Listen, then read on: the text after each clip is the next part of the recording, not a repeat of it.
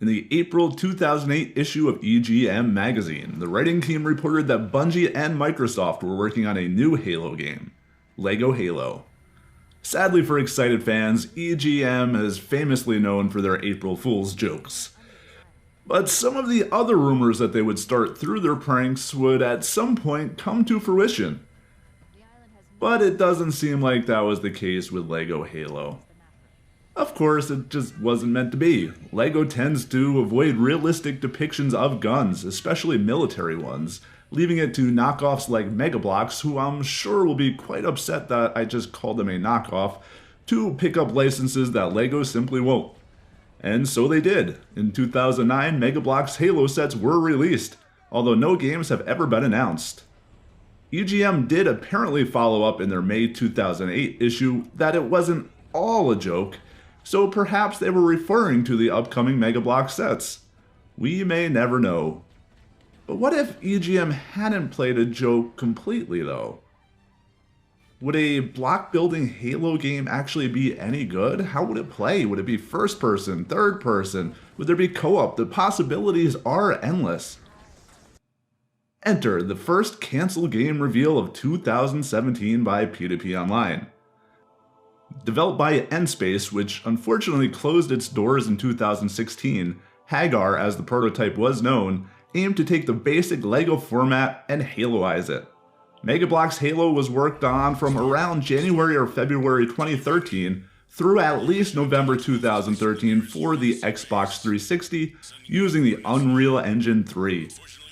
The very same studio was likely responsible for the Halo DS pitch as well, based on their work on GoldenEye DS and the heavy similarities between those two projects. The footage you are seeing is from the September 2013 build at the absolute earliest, although it may actually be from the November build, so we could be looking at the culmination of Nspace's work on the project. This was considered by the team to be a AAA title, and was developed far beyond a typical pitch that I usually show on this channel. And let me be clear about something right now, I do not own this prototype, and it is a prototype, not a completed game. So don't bother asking for it. Thank you for the anonymous contributor that has allowed me to share with you certain aspects of the game. In the year the game was being worked on, the team managed to, in my opinion, make something that was really quite incredible. The primary vertical slice of gameplay is quite polished, as you would expect for a vertical slice, and represents one campaign mission of the game, with structure to the missions, polished graphics, and of course, fun gameplay. The exact story and scope of the game is currently unknown, but does feature Forerunner architecture. This is the description of the campaign mission itself. Due to reports of increased Covenant forces in the area, you have been deployed to secure a remote base used to monitor a key Forerunner installation. Mid-flight, a swarm of Banshees attacks your Pelican, sending it crashing into the trees below. Navigate the jungle on foot and reach the base. Based on the time period in which the game was being developed, I would have expected to see many elements that appeared in the main series up to 2012's Halo 4 making an appearance here. One thing to note here is that it doesn't seem like the team was aiming to simply recreate the earlier Halo games in block form, as some of the early LEGO titles had. Instead, they seem to be building their own path, quite literally at times. Many of the weapons that you were familiar with in Halo were due to make a comeback. Not all of them have been implemented in this prototype, as you can see by the grayed out weapons in the debug menu, and not all of them work properly, but there is still something incredibly neat about running around with the energy sword in the prototype. Vehicles too would have played a part in the title. Again, not everything is working properly here, and the handling is quite honestly not quite up to that Bungie standard, but the vehicles would have had the ability to be customized. Add a tool like a winch that can be used to pull down a gate here, change up the color of the bricks there, even add some different weapons. The possibilities of customization on your vehicles is huge. Players could swap between two different builds for Master Chief in the prototype, each with a different item or ability to use. One is the standard issue green, which includes a bubble shield item, while the orange model allows for some active camo, allowing you to sneak up on all the enemies. Sound effects and music seem to have been pulled right from the main Halo series as well, giving it the authentic sound that players would expect. It's an odd experience driving around in a block Warthog or shooting unsuspecting mini Covenant and hearing the sounds of Halo. Odd, but really I kinda like it. As mentioned earlier, there is only one campaign level in the primary vertical slice. I mentioned before how good the game looked, but look at these environments. Beyond just shooting enemies, the game would have featured platforming action in the 3D world.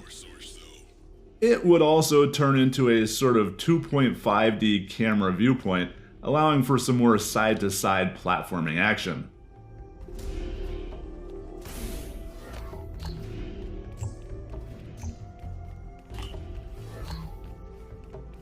Players would of course be collecting more and more blocks, allowing them to build vehicles and structures that could be used as defensive cover at certain points of the game. Beyond just picking up blocks that would help lead the player throughout the environments, most things that weren't the environment were destructible, which is always a positive in my opinion. Throughout the mission, players would come up against areas that could not be navigated without building a large structure. To do so, you would first have to find the appropriate blueprint hidden in the world, and only then could you place the pieces you needed to proceed.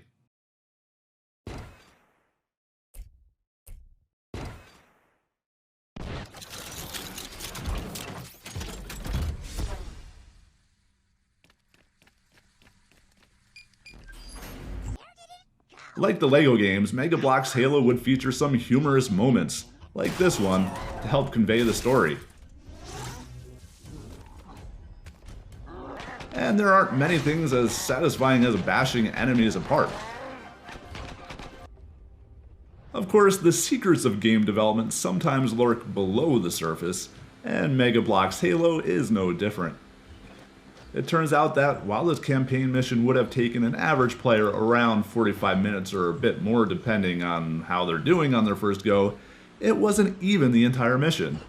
The mission would have gone on for quite a bit longer, adding another driving segment, a moment where the base was besieged, which I will get to separately in a moment, and ends with a little bit of a puzzle segment where the player must jump on the platforms in the proper order.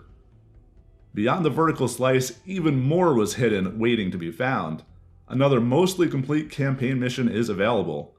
This one is far less polished, as can be seen with the noticeable grid pattern overlaid on many textures.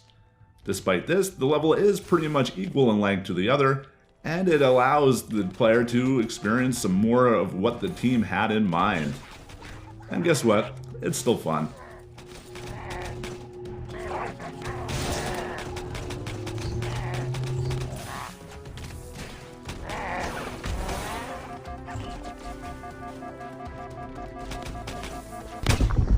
In addition to the single-player campaign, work had started on co-op support as well.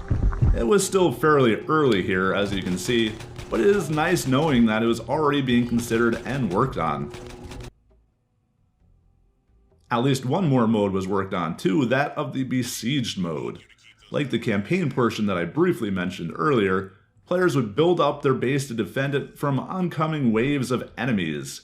As you might expect, the waves get larger and larger as the time goes on, and the enemies get harder and harder. This mode is less polished, but even still it allows you to build walls, mines, and turrets to slow down the enemies, and it can be completed.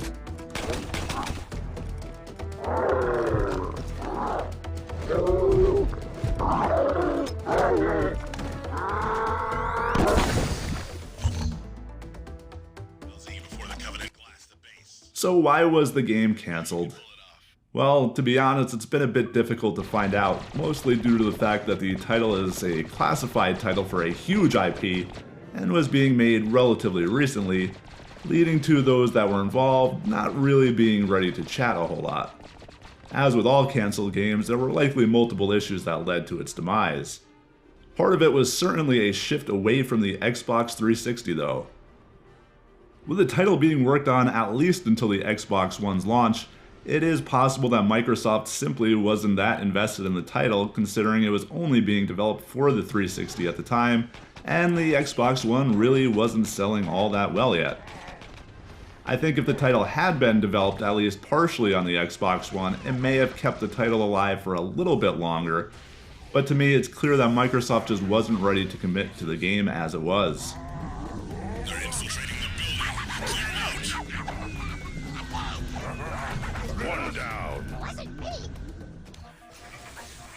So could we ever see a Mega Bloks or Lego Halo game? On October 5th, 2016, Bonnie Ross, the founder of 343 Industries and current leader of the studio in charge of Halo, said in an interview with Fast Company that 343 doesn't have any plans for expanding the market, worrying about alienating the core Halo audience. She had this to say: "I would say that when we first started the franchise, the thought of doing like a Lego Halo game was not something that our core fans thought was interesting, whereas now we're getting requests for that." Clearly, the thought had previously crossed the minds of everyone over at Microsoft a number of years ago. So it is still possible that we will see a Lego or Mega Bloks Halo game in the somewhat near future, but clearly nothing is set in stone.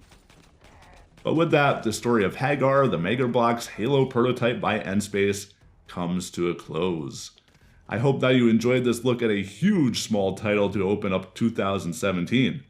Developers out there, don't hesitate to reach out. I'm pretty easy to find and would love to chat about this project or just about any other project that deserves to have its story preserved. Our new Patreon supporters are Marcus, Xavier, Shane, and Daryl, whose pledges help me to be able to cover and share titles like this. Do consider supporting us on Patreon at patreon.com/p2ponline.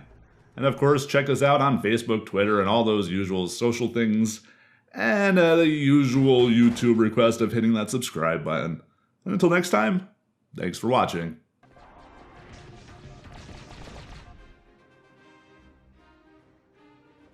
Of course, if you're still bored, I do have some other prototype videos like these that you may enjoy just as much.